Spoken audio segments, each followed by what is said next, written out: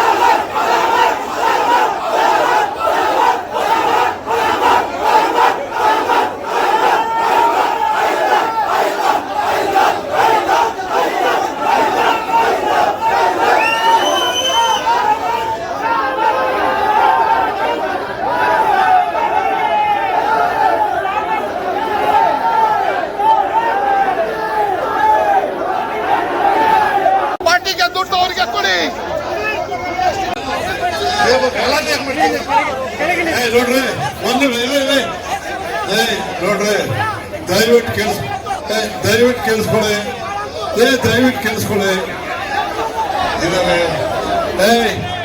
ನೋಡ್ರಯ್ಯ, ಒಂದು 4 ದಿನ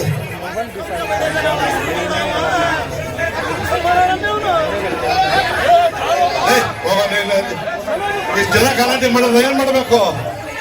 ಕೇಳ್ತಿದ್ರೆ ಬಿಡು, ನಮ್ ಕೆಲಸನ ಮಾಡ್ಬೇಕಲ್ಲ. ನೀನು ಗಲಾಟೆ ಮಾಡಿ ನಿಲ್ಲಿಸ್ತೇ ಇಲ್ವಾ ಕಾಂಗ್ರೆಸ್?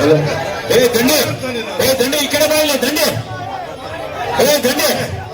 ಸಾಗರ್ ಈ ಕಡೆ ಕರ್ಕ, ಈ ಕಡೆ ಕರ್ಕ, ಸಾಗರ್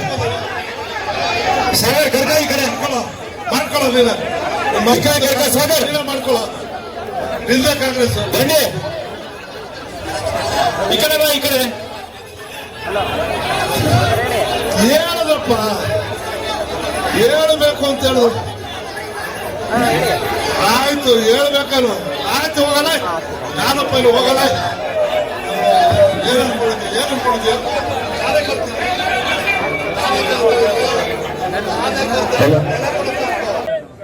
ಇವತ್ತು ಕಾಂಗ್ರೆಸ್ ಪಕ್ಷದ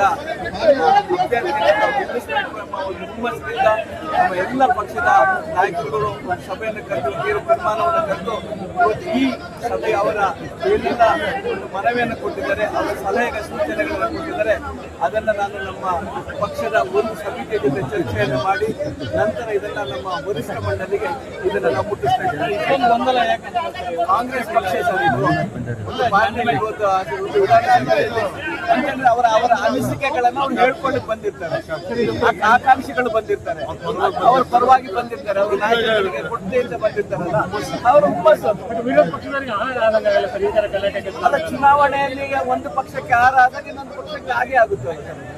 ಹಾಗಾಗಿ ಅದಕ್ಕೆ ನಾವು ಮನವಿಯನ್ನ ಮಾಡ್ಕೊಂಡಿದ್ದೀವಿ. ಏನು ವರಿಷ್ಠ ಮಂಡಳಿ ನಿರ್ಧಾರವನ್ನು ತೆಗೆದುಕೊಳ್ಳುತ್ತಾ ಯಾವ ಅಭ್ಯರ್ಥಿ ಆಯ್ಕೆ ಮಾಡಬೇಕು ಇದಕ್ಕೆ ಸಹಕಾರವನ್ನು ಕೊಡಬೇಕು ಅಂತ ಹೇಳಿ ನಾವು ಅವ್ರನ್ನ ಕೇಳಿದ್ದು. ಅದನ್ನೆಲ್ಲ ಒಪ್ಕೊಂಡಿದ್ದಾರೆ. ಅವ್ರದ್ದು ಏನಪ್ಪಾ ಅಂತ ಹೇಳಿದ್ರೆ, ಸರ್ ಈ ಚುನಾವಣೆಯಲ್ಲಿ ನನಗೊಂದು ಅವಕಾಶವನ್ನು ಮಾಡಿಕೊಡಿ ಅಂತ ಹೇಳಿದ್ರೆ, ಕಾಂಗ್ರೆಸ್ ಪಕ್ಷದಲ್ಲಿ ಪ್ರತಿಯೊಬ್ಬ ಕಾರ್ಯಕರ್ತರಿಗೆ ಚುನಾವಣೆಯಲ್ಲಿ ನಿಲ್ಬೇಕು, ನಾನೊಬ್ಬ ಶಾಸಕರಾಗಬೇಕು, ನಾನು ಸಂಸದನಾಗಬೇಕು ಅಂತ ಆಸೆ ಇದ್ದೇವೆ. ಅದು ನಾವು ಕೇಳೋದು ತಪ್ಪು ಅಂತ ನಾವೇನು ಹೇಳೋದು, ಅದು ಗೊಂದಲ ಅಂತ ನಾವು ಒಪ್ಕೊಳ್ಳೋದು ರೀತಿ ಸರಿ ಇಲ್ಲ ಅಂತ ಸರ್. ರೀತಿ ನೀತಿ ಇದು ಚುನಾವಣೆ ಅಲ್ವಾ ಸರ್? ಚುನಾವಣೆಯಲ್ಲಿ ಸಾರ್ವಜನಿಕರಾಗಿ ನಾವು ಪತ್ರಗಳನ್ನು ಕೊಟ್ಟಿದ್ದಾರೆ. ಇನ್ನೊಮ್ಮೆ ನೋಡ್ತೀವಿ ಸರ್, ಎಷ್ಟು ಜನ ಕೊಟ್ಟಿದ್ದಾರೆ ಸರ್? ಇಷ್ಟು ಜನ ಕೊಟ್ಟಿದ್ದಾರೆ. ಅರ್ಜಿಗಳು ಬಂದಿದೆ,